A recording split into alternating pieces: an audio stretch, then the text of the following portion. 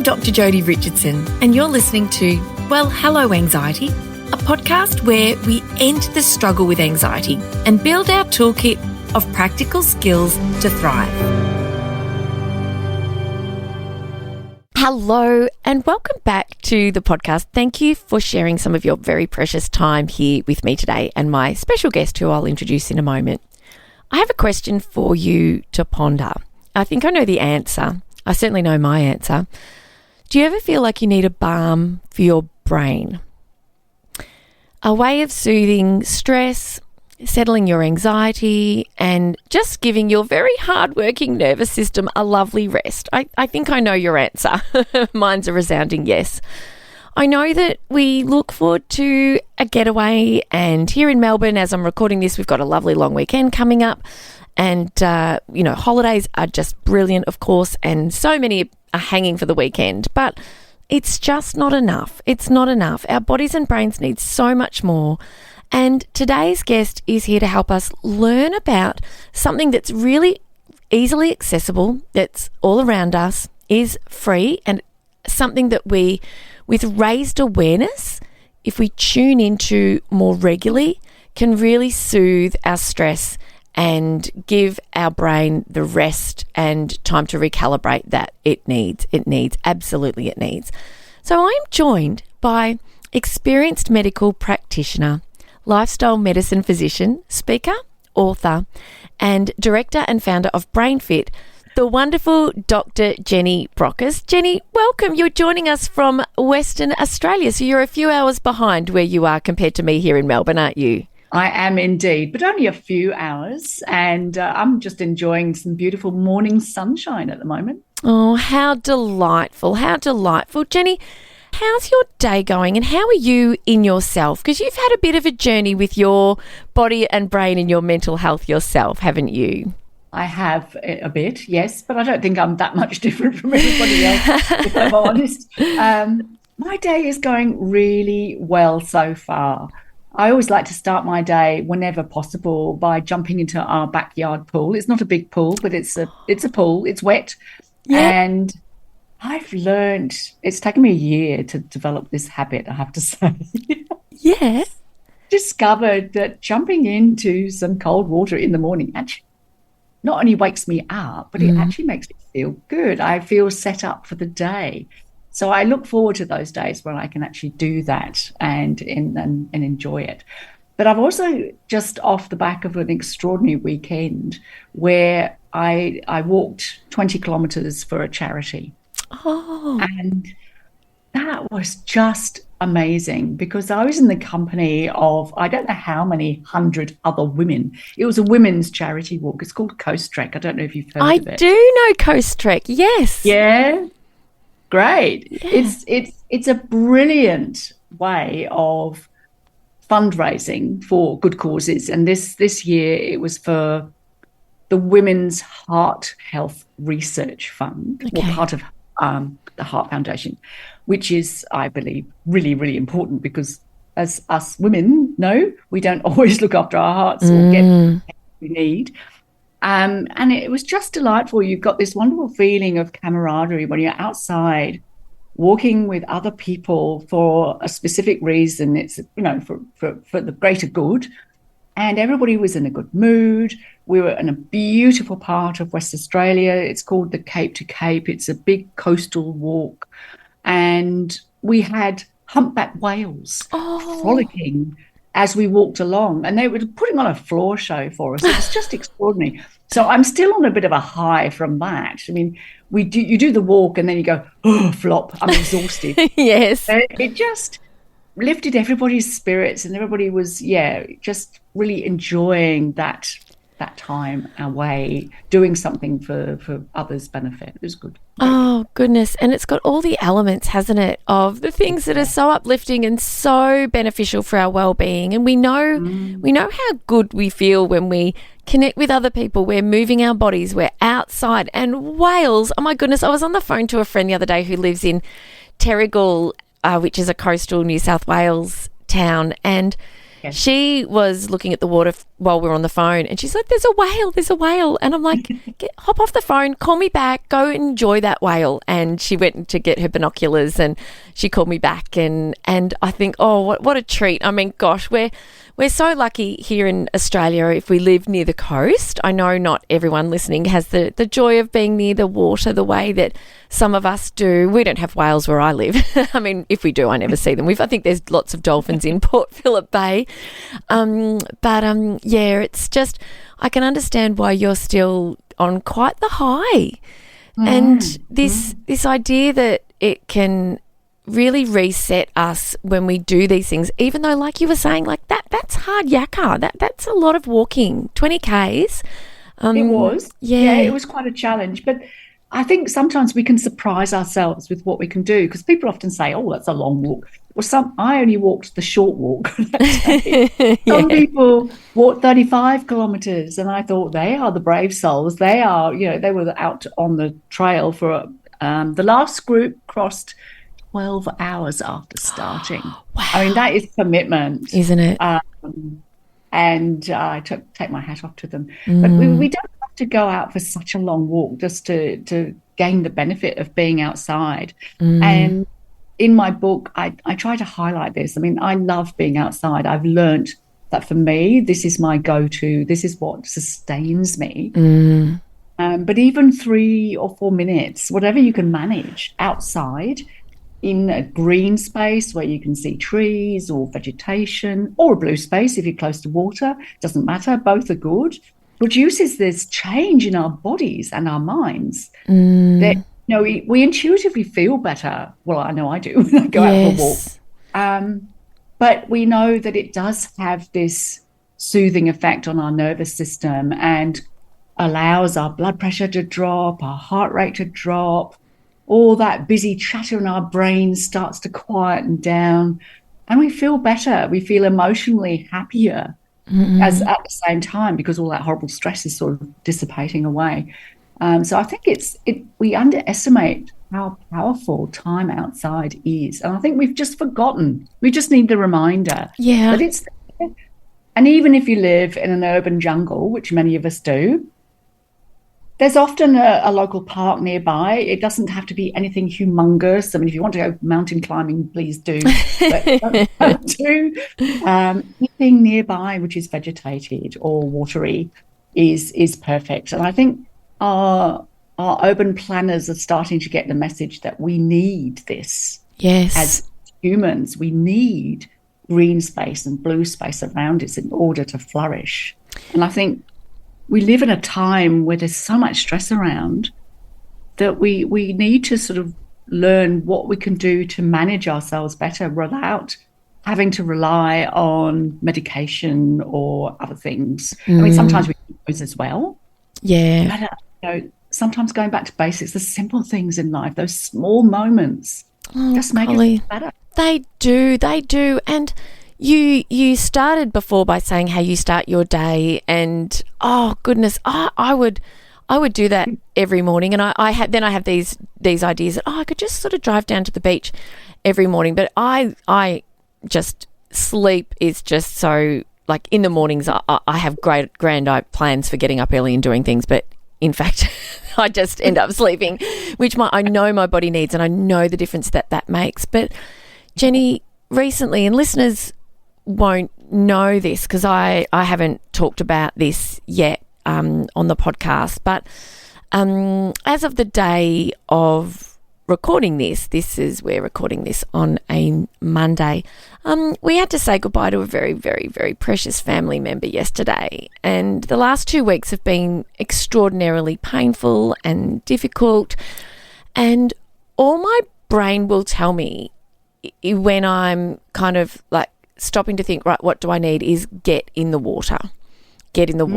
And so, and it's pretty cold in the bay. I mean, I don't know what temperature it is. It's probably under 15 degrees. It's not super warm. It's probably 12 or 13 degrees at a guess. And I just, like yourself, I just know that when I can get down to the beach, and I took our dog Dusty with me the most recent trip, and just walk out and just dive under. And yes, it's cold.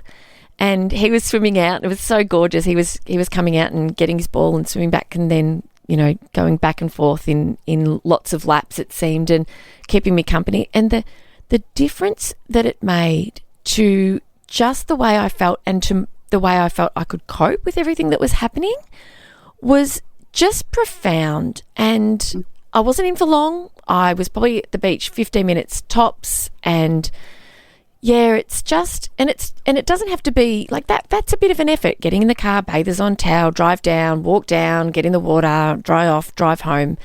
But that kind of balm for our brain and our body is all around us, isn't it? And the book that you were referring to before, The Natural Advantage, How More Time Outside Reduces Stress, Improves Health, and Boosts Social Connection, is, congratulations, by the way, it is a brilliant book, so a joy to be reading. You know, this is something that it's really important for all of us. So can you talk to us about kind of the deficit? I mean, we spend so much time inside now, don't we, than we ever have before. Can we talk about that first, and then talk about some of the things that we can do and why they make the difference that they do? This nature deficit was first described, over 20 years ago, probably longer. And it really is a reflection that over the last 200 years, where we live has changed out of sight, because it's in the last 200 years that we've become more urbanized, and over 50% of us now live in cities. And that's globally, not just here in Australia. And as a consequence, we don't have the opportunity to interact with nature as much as we used to. And we live at such a fast pace. We've got so much on our plate. We're running around, you know, from the time we get up in the morning to the time we collapse into bed at night. Rush. Always doing stuff. And it's often indoors. And the statistics that I first saw, which indicated that this was based on American statistics, and we are very similar here in Australia, just blew my mind, because it said that, you know, 90% of the time we are inside. And that doesn't leave much time when we're awake to go outside. I think, what is that? And I think, well, we live inside buildings. We work inside buildings mostly, unless you're lucky enough to have an outside job. And we often get to and from our workplace, if we're not working from home, in a car or using public transport. So again, we're encased, and we don't see or interact with nature in the same way as we used to do, you know, a couple of hundred years ago. And why that matters is because of the way that nature influences our body and our mind. And I think in a time where we've got so much chronic disease in our society, you know, people are, you know, we, you know, keep talking about we're living longer, but we're sicker at the same time. And we've got this gap between our health span and our lifespan. Yeah. So we might be living longer, but we're not living healthier. And nature, I mean, it sounds over simple, and it is simple, but in fact, it's essential to help us to live healthier lives as we age. So at any age, we need more time in nature. And I think as parents, the greatest gift we can give our children is time outside. Time outside for free, unstructured play, because that's been shown time and time again to help them deal with stuff.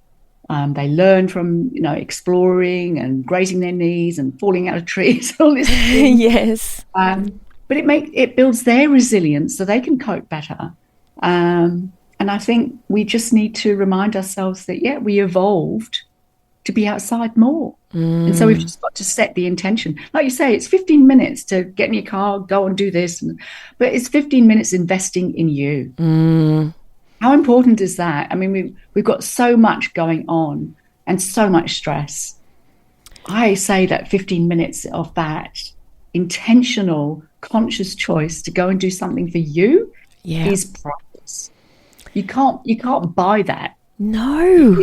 It's something we can do it for ourselves. Yes. And it doesn't have to be in the sea, although obviously, you know, like yourself, I'm very drawn to water, but just getting into a green space of some sort. It doesn't have to be a botanic garden even. It can just be a yard. It can make a difference. Yes.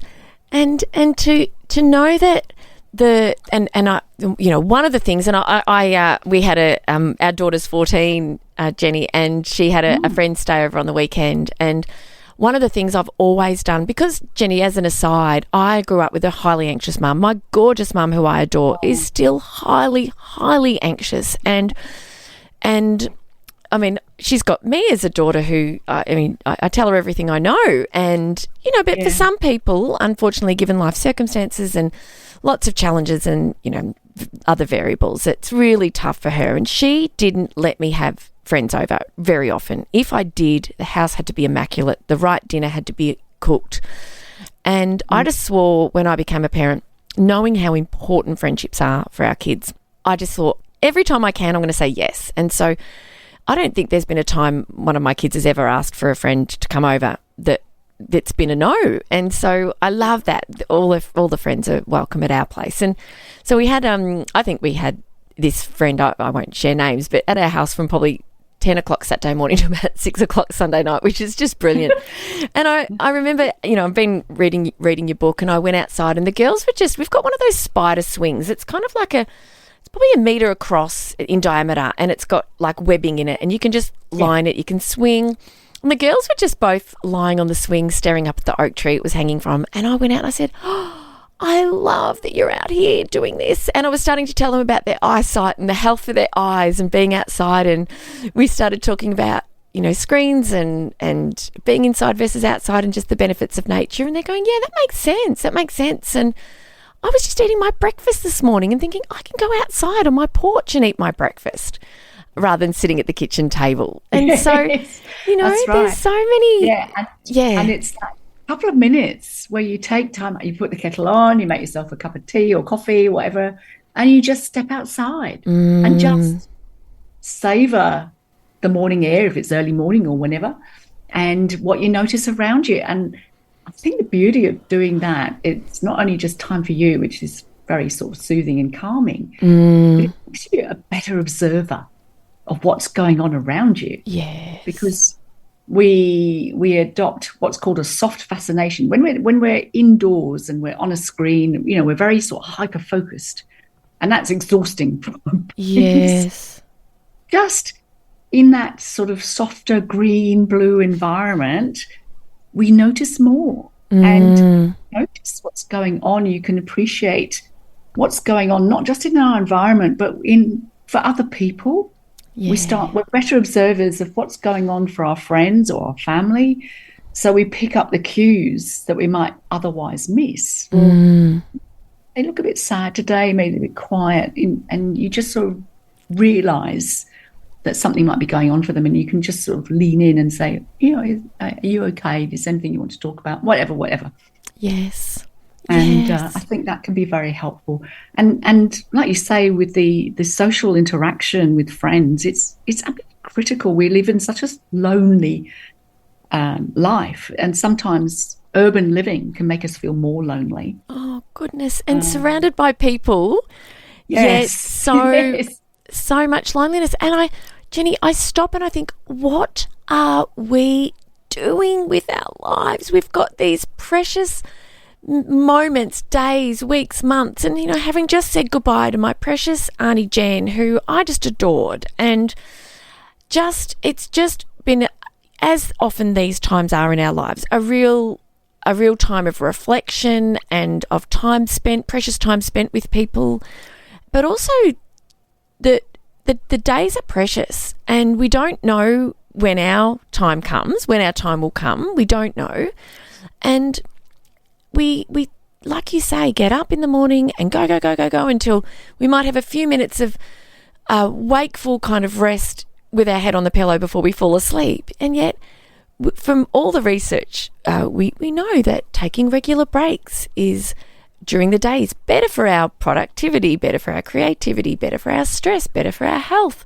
better for our blood sugars, better for our hearts. And if we can do anything with a friend, it's always better. Yes. And so, yeah, the idea of, you know, as you've written so beautifully about in the book, sharing stories of people's experiences as well, even just the beautiful roses that are on my kitchen table at the moment, which is a gift from my amazing next door neighbour Heather. She literally, Jenny, honestly, I'm so lucky. She literally cuts the flowers, arranges them in one of her vases, and delivers them in a vase. Oh, bless. And then I just, once they sort of droop and lose all their petals, I wash the vase and give her the vase back. And I've got 2 vases of flowers in my home at the moment and 1 empty vase, and that's just how kind she is. And from reading your book, when I read about fractals, I thought that was so interesting. And I've got this sort of raised awareness when I look at the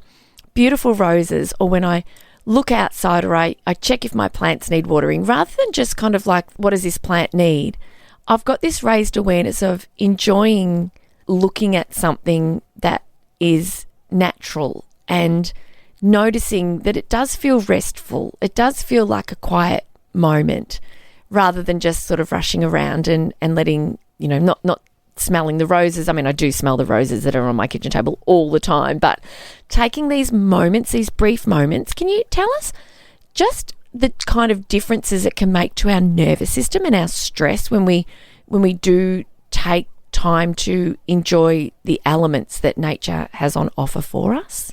Sure. It really gives us that appreciation of nature, what you've just described. We don't just see the flower, we see how the petals are arranged.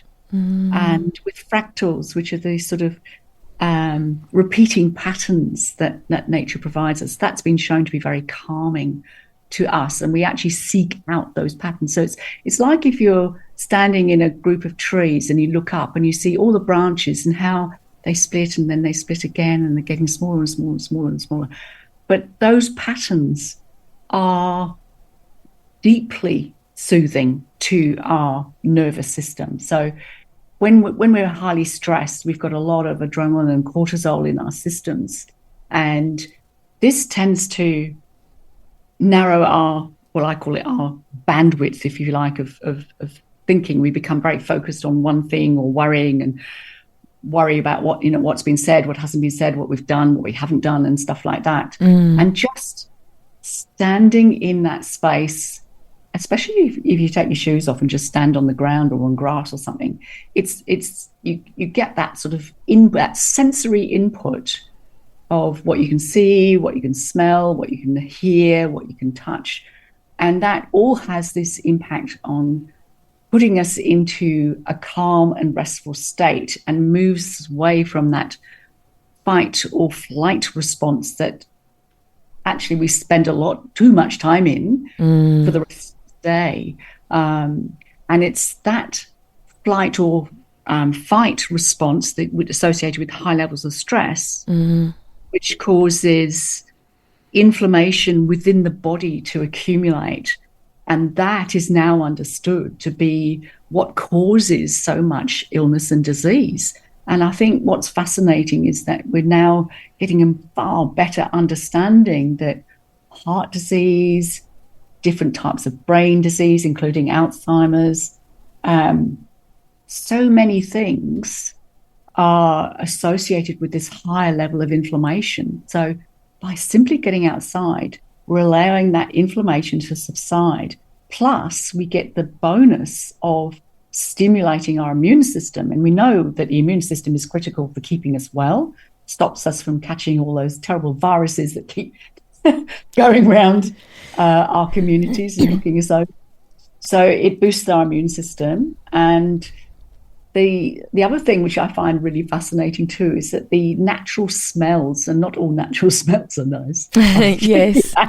But the nice natural smells, like the roses, and smells from certain trees, pine and lemon and things like that, also contribute to this anti-inflammatory effect that also stimulates our immune system. So how beautiful is that? Oh. So while I hate that phrase, take time to stop and smell the roses, because I think it's a bit cliche. Yes. In fact, we do. Smell is so evocative. It's often brings back memories of people and events, and I think at certain times, especially when you're going through a time of grief, as you are right now, it's that type of association, whether it's a place or a smell, especially if it's natural, is actually really good for us. It really connects us to the person as well as our natural environment.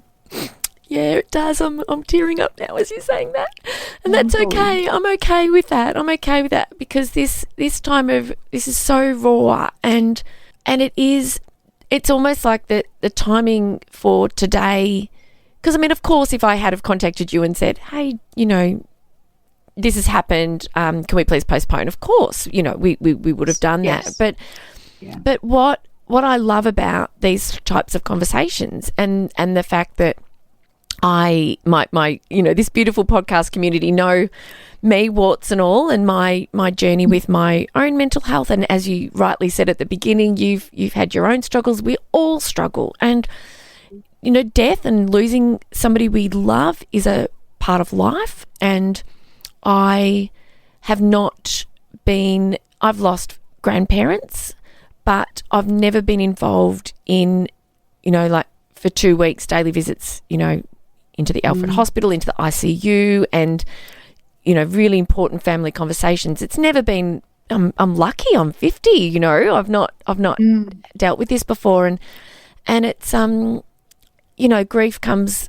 only because we've loved so much, and it's this process that I'm going through at the moment. What I'm experiencing is really giving me so much more appreciation for life and for what each day might hold, and for those moments, and yes, thinking of the things that I want to do and achieve, but also how do I want to be? Because I don't want to be doing all the time. I want to be there with my kids. I want to be as healthy for as long as I possibly can, with a long health span, a long lifespan. We all want these things. I am not unique in that.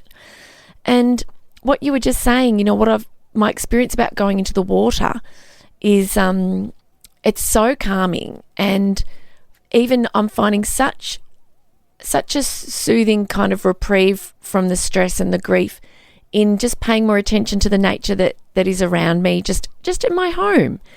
And I think everyone goes through hard times, and there'll be listeners going through hard times now. And so your book is just so timely, and this conversation is personally, obviously, very timely for me. But how do we help people make change, Jenny? Because it's such a busy life, and nobody. I think so many of us know the things that are good for us, and yet don't do them. It's that classic. How do we create behavior change? Like what do you say when you're talking about all of these incredible benefits and scientifically supported findings around the benefits of spending time in nature, tuning in through our senses, air, water, sunshine, earth, animals, which we'll come to in a moment? How do you encourage people to stop and take those few moments during the day, every day, so that it becomes part of a new routine?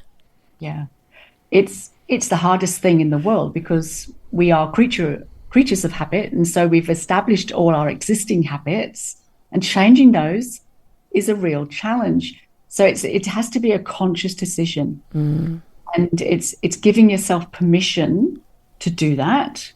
And it's also about choosing what is the easiest thing that you can do. And like I say, it's one small thing. Big. It could be one small thing, like just like making yourself a cup of tea and step outside in the morning before you get into the rush of the day. Start with 30 seconds.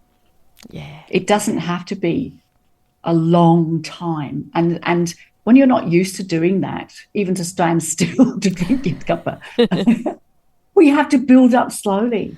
And I think James Clear in his wonderful book, Atomic Habits, has helped there because he talks about, just keep the habits that you want to ingrain really, really, really small and add it to something that you're already going to do. Like you're already going to make yourself that cup of tea or coffee.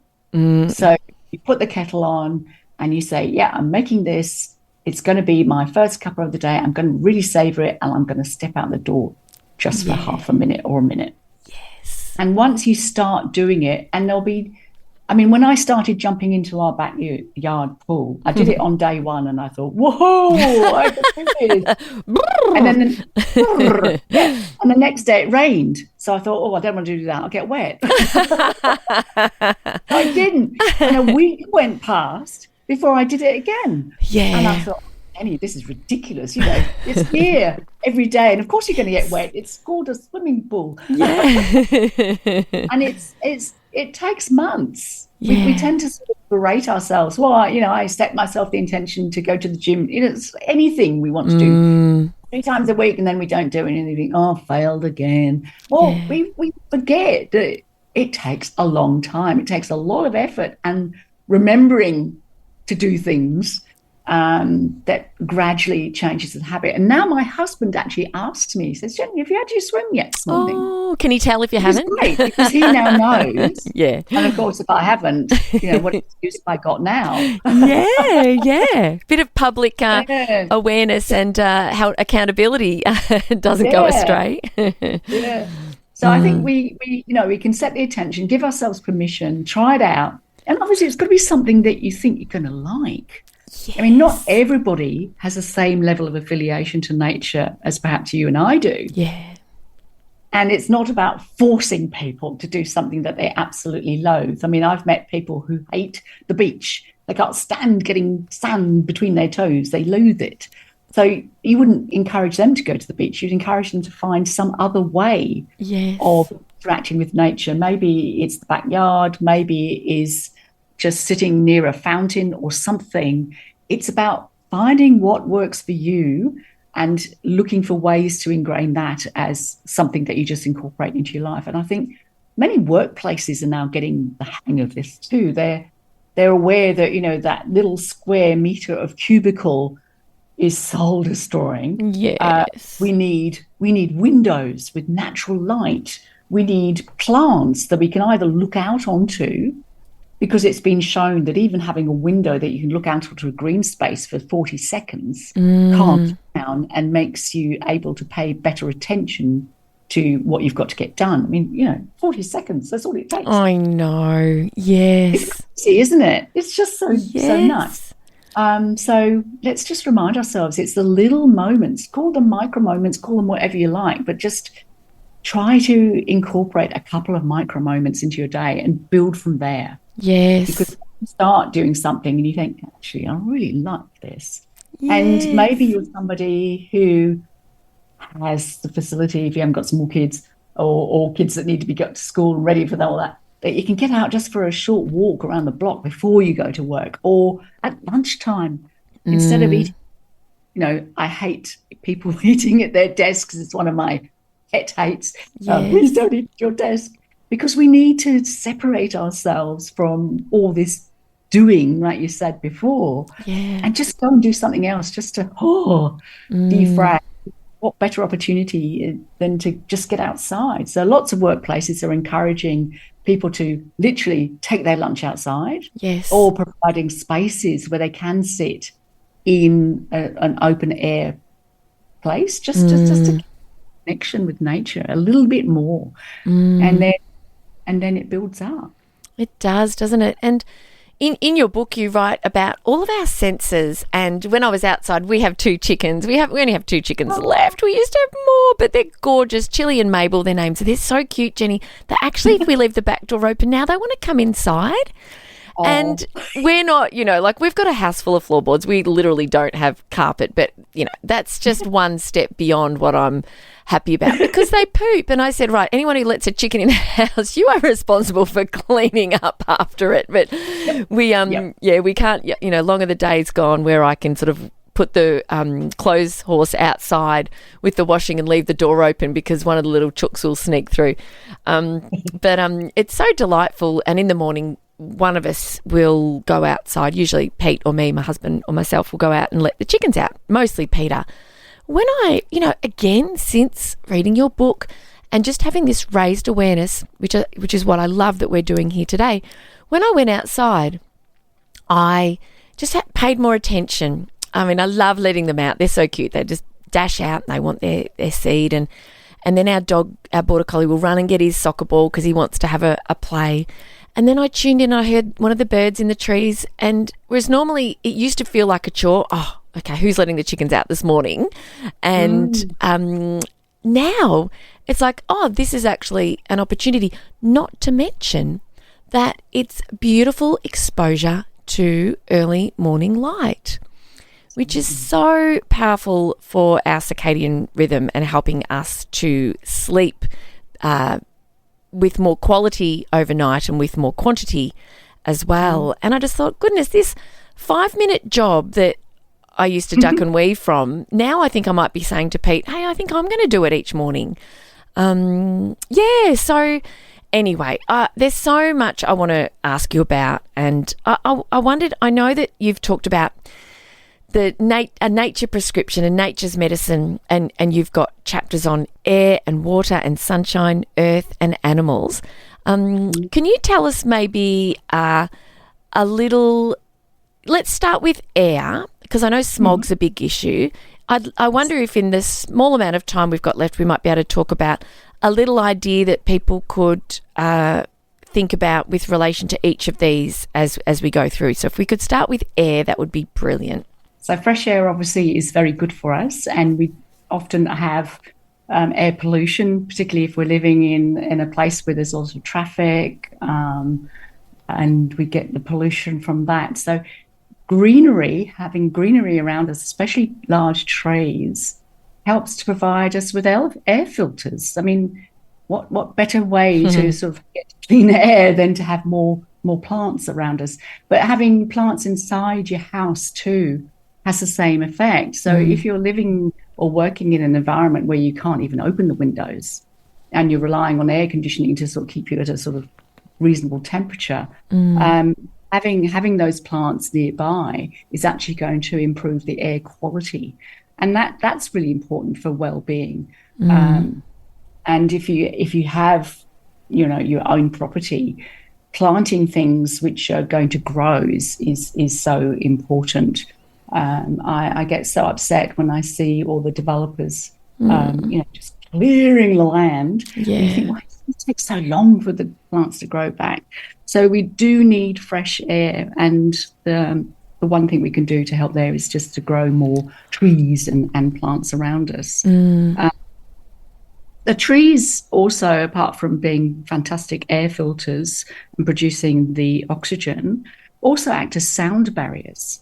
And the other thing that I think that I'm particularly sensitive to is too much noise. Yes. When we've got this constant rumble of traffic and planes and people and everything else going on, we habituate to it, but noise is a stressor. Yes. And as we've already talked about, too much stress causes inflammation, blah, blah, blah, blah. So finding some peace and quiet gets hard sometimes. So if you've got a sort of little quiet nook in the garden, or you've got a park nearby where it just acts as that little bit of a sound barrier, so you've got quieter space around you. I mean, obviously that you must still have people around, you might still hear traffic in the distance, but it changes quality, and that's really important for us too. So recognizing that sometimes we just need that little bit of peace and quiet just to go, oh. Yes. Golly, it's so true. And I, again, when I was reading about that and my awareness, I sort of lay in bed and I sort of closed my eyes and I thought, what can I hear? What have I tuned out? And at that stage we're far enough away, but there's a relatively busy road sort of, within earshot, and a really noisy truck went by. and I'm like, oh, I'm wishing I didn't tune in. But then it just disappeared. It went off into the distance and then it was quiet. And I'm like, yeah. So that it's being mindful, isn't it? And being like, particularly some of the examples you mentioned was if you're working with blenders or there's machinery or there's construction, that not to underestimate the effect that these can have on our stress, and also that we need to find ways to close that sort of stress loop and return our nervous system back to kind of parasympathetic control by finding those ways to kind of soothe the brain, find those balms. And yes, that awareness of noise, you'll probably notice a whole lot more after listening to this episode. You'll be so much more aware of your surroundings. You'll know what's kind of contributing to stress, but you'll be so much more aware of what's around you that will help kind of really reduce it. So what about water? We've talked about water briefly. Can we talk about sunshine? Yes, sunshine. I mean, where would we be without sunshine? We live in such a sunny place. Yes. Well, I'm not talking about Melbourne, but Australia is very fortunate. We have so many hours of beautiful sunshine every day, mostly. Yeah. And it's important for life, obviously. It's important for our well-being mentally as well as physically. I was brought up in the UK where, you have low grey clouds for a lot of the time, and it does make you feel a bit low and grey too, which is probably why I love living in Australia so much, because I'm drawn like a moth to the flame. But it's the sun that I'm drawn to. I just feel so much better in sunlight. So it has been shown that sunlight is particularly good for mental well-being. But of course, we've also got, we need sunlight for vitamin D production in our skin. And interesting that despite living in a sunny place, so many of us have low vitamin D, which we need for strong teeth and bones and muscles and our brains. Yes. We've got very good at covering up and staying inside so we don't burn, because obviously that's not good either, and we don't want all those premature wrinkles on our faces. Yes. But we forget that we do need enough sunlight on our bodies to maintain our health. So again, it's going back to that sort of early morning time where you've got the early morning light, where you don't need to wear sunglasses, you don't need to put sunscreen on then. Just that 15, 20 minutes of actual sunlight on you is going to make you feel better, happier, and keep you healthier at the same time. So yes, we just need to sort of balance it out a little bit, rather than going overboard. I mustn't go out because I don't want to get sunburned, etc., etc. Yes, and I was reading where you wrote about the fact that sunlight increases nitric oxide levels, which helps relax and dilate blood vessels, which is so important for our brain and for our heart and for the for the health of our whole circulatory system and everything attached to it, which is our whole body. Absolutely. And we underestimate, and I guess we've gone, we're very careful of our risk of skin cancer and premature aging because of the sun here. Plus, combine that with all of the inside time. I know I've been vitamin D deficient. Our daughter has been vitamin D deficient. It's really worth, if you haven't had your vitamin D levels checked, if you're listening, please do so, because it is very, very important, and it's so easy to supplement, but you don't even have to supplement it. You don't really have to supplement in summer so much. This is not medical advice, but you may need to supplement more in winter than in summer, depending on where you're at. But just kind of knowing, like you say, safe times, safe levels, and being mindful of our eye health, of course, because the sun can affect our eyes. Just being sensible. Yeah, it's just using common sense around the sun, but knowing that light exposure is really important for a plethora of reasons related to our physical health, our mental health, our bone health, our sleep quality, and yes. So we talked a little bit about earth before and taking our shoes off and walking on the grass, and just how, that's grounding. That is grounding. That's the very definition of it, isn't it? So what about gardeners? Is there research around gardening or dirt, or we're so anti-dirt and into so much sanitization. We've probably, with the pandemic, we've kind of gone in the other direction, but it's good for us, isn't it? It is good for us. And again, the research shows that we need to spend time outside and maybe get our knees dirty and get a few grass stains and get the fingernails, ingrained in dirt as well. Gardening has been shown to be really beneficial for health and well-being, mentally as well as physically. And as lifestyle medicine doctors, we will often write green social prescriptions. These are where people have been, they've got problems either, social anxiety, they don't like going out and meeting people, or they're lonely, or they've moved to a new space and they find it really difficult to make new friends. Social green prescriptions are basically a prescription where the health provider will connect the person to a community project or a community garden where people congregate and interact. And how much you do there is entirely up to you.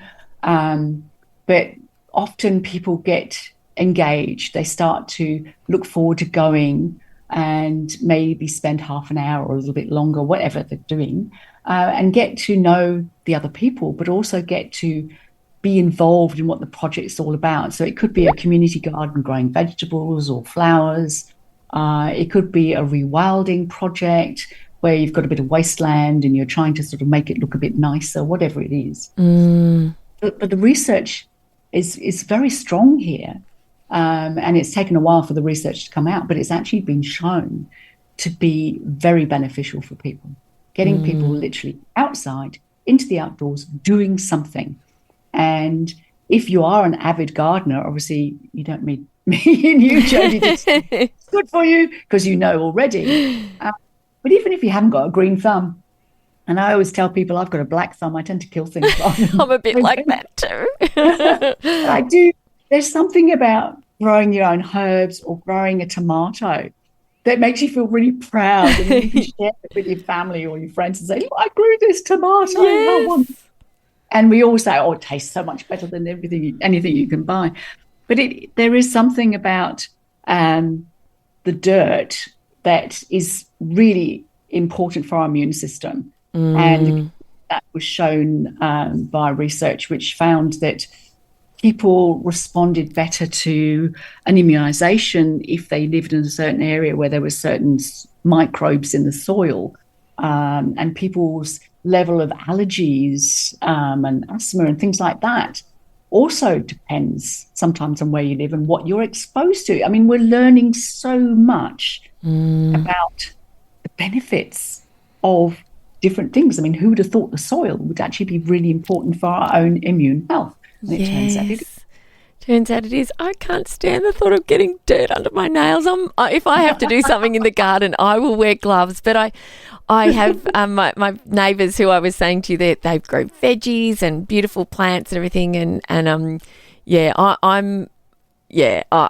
I'll rethink that. I'm going to rethink that, Jenny. But I can't make any promises. You can still wear your gloves. I can still wear my gloves. You're on your hands and knees and it's satisfying weeding sometimes, or if you're doing a bit of slash and burn, you think, "Oh yeah, I'm going to prune this." Oh, great for getting weeds under stress.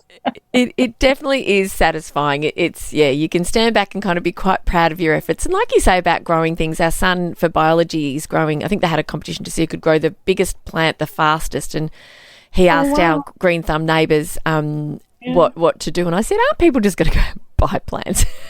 or dig something up, and he's like, "No, I'm going to do the right thing." He does the right thing, and he's been growing strawberries, and I had a look at them yesterday, and they've got all these flowers. I'm like, "Oh, I think the flowers will turn into fruit." So it's just it's so and look, the last one is animals, and I'm such a huge animal lover, particularly a dog lover, and the benefits, the science-backed benefits of owning a pet.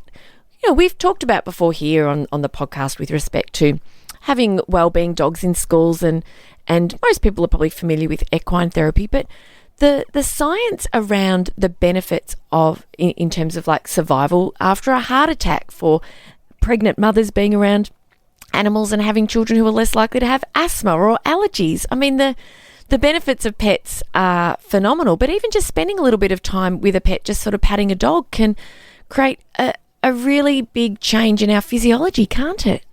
Yeah, it's a great way of reducing that stress and making yourself feel happier.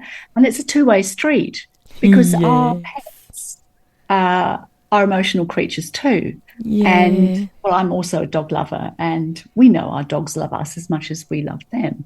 But you can see the pleasure and the joy that they get from interacting with us too. I think, just noticing that is very beneficial for us all. But I think, having a pet if you've been sick, if you're recovering from something, it's such a nice thing to do. And I think, again, companionship is so important. So if you're alone for quite a long periods in the day, it's nothing nicer than having a furry friend, whether it's feline or canine, snuggling up to you and saying hi. And it's interesting that dogs are intuitively drawn to you if it's your dog. Yes. They can sense if you're not right or if you're a bit sad, and they'll come up and just sort of be with you. And we underestimate sometimes how beneficial they are. But yes, petting our animals is very good. Do you stroke your chickens? I try, but they're not real fans of it. They're not really. No, we were trying yesterday. If you put some really kind of high value food down, like pine nuts or grapes or strawberries cut up, we cut them all up, because otherwise I just try to swallow things whole. They're phenomenal, but they're a bit skittish, and so we always we've had chickens from eggs before, and we're like, we must sort of handle them every day, But they follow you. It is so cute. If I'm outside and I don't know where the chickens are, because we're on a couple of acres, I'll go, here, chuk, chuk, chuk, chuk, and they come running like dogs. It is, and they waddle because they're well-fed, fluffy girls, and it's the cutest thing. And I think I'm just going to spend some more time out in the grass, just sort of sitting with them and giving them some seed. And but no, they're not fans. They don't like it, so it's not relaxing. But our dog Dusty, he is just a snuggle pot, and he'll literally just come in when I'm in bed. He'll just come in, stand next to me, and if I don't put a hand out of the covers to pat him, he just shuffles his little feet. So he doesn't make a lot of noise. He doesn't use his voice, but he just shuffles his feet as if to say, I'm here. Yes. Just to remind you. Just reminding you, I'm ready for pats now. So very, very precious. But Jenny, goodness me, it's been so lovely having this conversation, and I feel like it was just the kind of salve I needed. Like, I feel I've been smiling the whole time talking with you, and I love the work you're doing, and this opportunity to really raise awareness for everyone listening today. Please make a small change. The idea of habit stacking is so powerful, and it could simply be go outside and clean your teeth, or think about when you are having your brekkie like me, like now that the weather's getting a little bit nicer, can you take your breakfast out and eat your porridge or your Weet Bix or your yogurt or whatever it is. My kids are getting themselves ready. They're 14 and 16. They 100% get themselves ready in the morning in every way. So nobody's counting on me for anything. I sit at the table in case one of them sits and eats their breakfast with me, which happened this morning, which was gorgeous. We sat and had a lovely chat. But yeah, there are opportunities. We need to seize them, and we need to create them. And there are moments available to us if we raise our awareness about how we could spend that time. And Jenny, what you've shared in our conversation today and through the book is really important. And so I thank you. And how can our listeners get in contact with you or follow your wonderful work or buy your beautiful book? Well, it'd be great if you'd like to buy it too. Yes. They can contact me through my website, and you can buy my book on my website, and it's also available through bookstores and online. I'm very active on LinkedIn and Instagram, so I'm very happy to connect with people on there too. Awesome. And I'll put all of those links in the show notes, which you'll find on whichever app you are using to listen to this podcast episode. Jenny, thank you again for sharing some of your precious time and wisdom with us. I really do appreciate it. And I feel excited about how this is going to change things for me, and my eye-rolling teenagers are going to get more snippets of ideas about how they can be spending their time as well. That's beautiful. And thank you so much for having me on your show, Jodie. It's been great. Oh, an absolute pleasure. Absolute pleasure. And thank you for listening. Thank you for spending some of your time here with us today. It is, always such a joy to have your company, and I can't wait to be back with you for another episode next week. All right. Thanks again. Bye. Thank you so much for joining me for this week's episode. If you enjoyed it, please subscribe and leave a review. To keep the conversation going, I'd love you to join me over on Instagram. You'll find me at Dr. Jodie Richardson. Also, if you'd like a copy of my free 5-day mini email course, Calm Your Anxious Brain, then jump over to my website, drjodirichardson.com, and you can sign up down the bottom. I've really enjoyed having your company. Thanks so much. See you next time.